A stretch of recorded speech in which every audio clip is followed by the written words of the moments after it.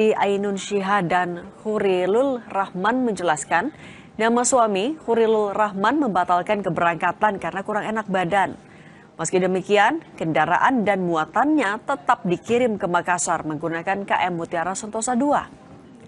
Laporan ke posko dilakukan agar nama Hurilul tidak masuk dalam daftar penumpang. Pasutri ini berharap mendapatkan kepastian kondisi kendaraan dan muatan mereka, serta kejelasan proses asuransi apabila mengalami kerusakan. Bu, emang sebelumnya bapaknya sendiri memutuskan untuk tidak ikut berangkat apa, Bu? Kenapa, Bu? Karena badannya nggak enak sama firasatnya kurang baik gitu loh. Saya firasatnya kurang enak. Akhirnya cuma mobilnya aja yang ikut. Nanti di sana di Makassar ada yang jemput mobilnya. Ya, ada.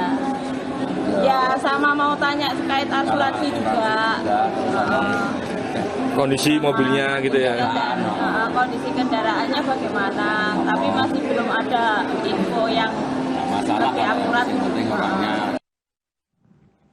Untuk mengetahui informasi terkini terkait pencarian korban KMP Mutiara Sentosa II, kita tanyakan langsung ke jurnalis Kompas TV, Alfian Rahman dan juru kamera Misbahul Munir di Pelabuhan Tanjung Perak, Surabaya, serta ada jurnalis Kompas TV Arif Hidayat dan juru kamera Tri Utomo di Rumah Sakit Bayangkara, Surabaya. Kita ke Pelabuhan Tanjung Perak dulu. Selamat pagi Alfian, bagaimana update pencarian korban saat ini? Apakah sudah ada kejelasan terkait perbedaan manifest yang beredar sebelumnya? Ya, selamat pagi Cindy dan juga saudara. Pencarian tentunya masih berlangsung oleh tim SAR gabungan di perairan Sumeneb begitu, termasuk juga di titik-titik yang menjadi potensi masih ada atau tidaknya korban yang di dekat kapal terbakar begitu. Informasi yang kami dapatkan ini Cindy dan juga saudara dari tim SAR Surabaya, informasi manifest awal dari pengelola kapal menyebut ada 286 penumpang begitu yang harusnya berangkat, namun dikurangkan 50 orang dari 31 kendaraan karena kapal kuota penuh kapal atau tidak dapat diangkut. Jadi manifest sementara yang menjadi rujukan tim SAR untuk melakukan proses pencarian dan evakuasi sebanyak 236 penumpang, di mana dari jumlah tersebut jika kita jabarkan pencarian dan evakuasi yang berlangsung dari hari Minggu dan juga sampai Selasa pagi hari ini menghasilkan 234 yang berhasil dievakuasi. Dari data tersebut 5 orang diantaranya dinyatakan meninggal dunia, sementara sebagian lainnya sudah berhasil dievakuasi ke Pelabuhan Tanjung Perak, Surabaya. Sementara hingga pagi hari ini kami juga masih menunggu 62 orang lainnya yang masih dalam proses perjalanan menggunakan menggunakan KN Masalimbu diangkut dari perairan Masalimbu menuju posko gabungan yang ada di Pelabuhan Tanjung Perak, Surabaya. Praktis ini dan juga saudara, jika kita kalkulasi jumlah tersebut masih sekitar ada 2 orang lagi yang belum ditemukan sementara.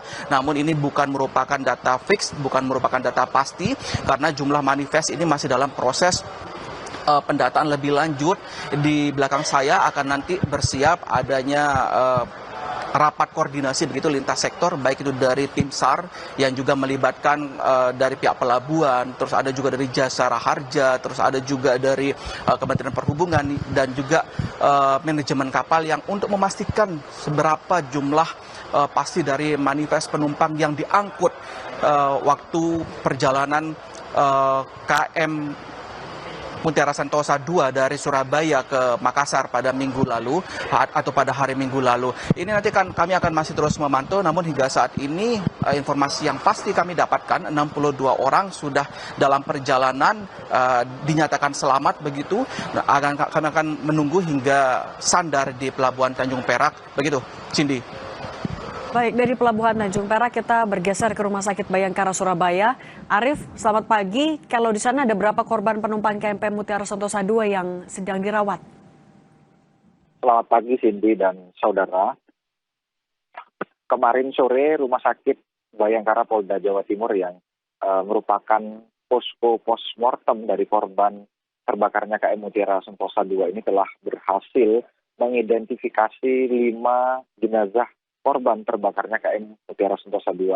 4 diantaranya laki-laki dan 1 jenazah lainnya merupakan perempuan. pada Senin petang kemarin, kelimanya telah diserah terimakan kepada keluarga untuk dimakamkan di daerah asal masing-masing.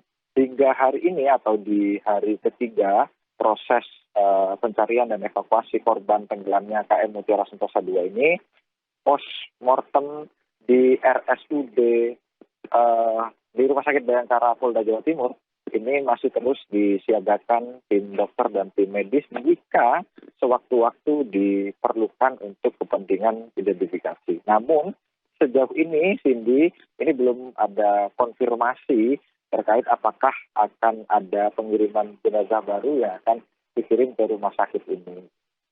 Dari hasil identifikasi kelima jenazah yang teridentifikasi pada Senin sore kemarin, Bidokes Polda Jawa Timur menyampaikan bahwa kelima korban ini bukan mengalami luka bakar akibat terbakarnya KM Mutiara Sentosa, melainkan karena penyakit bawaan, dan kelima korban ini terlalu lama terombang-ambing di laut di sekitaran perairan Sumeneb Madura. Cindy.